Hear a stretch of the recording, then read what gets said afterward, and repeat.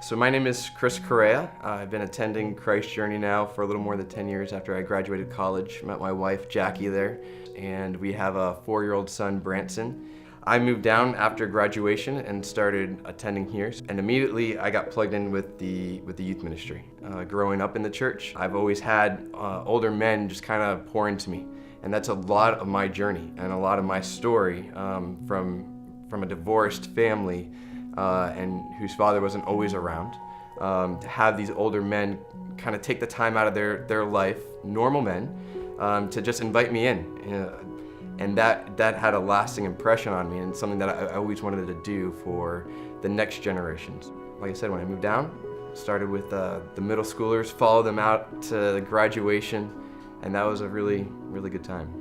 Now that we had a kid, we knew that our time was limited, and we wanted to be a little bit more strategic as to where we wanted to be. So we wanted to volunteer together, and we got plugged in with Drive and decided to lead a college group. Now that I have a family and a son that I'm, trying to give my time to, I've got a company, I've got a lot of extracurricular activities, I got all these relationships that I'm trying to invest in. It's really difficult for me to spend my time, and I become very selfish. I want to hoard it. But what I found, and what Jack and I found with these college students that we were leading is, by the time, and we met on Fridays, and oftentimes that gave up our Friday night date night, so we had to move date night to another night.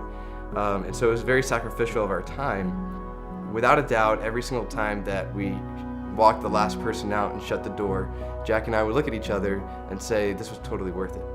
It was totally worth it.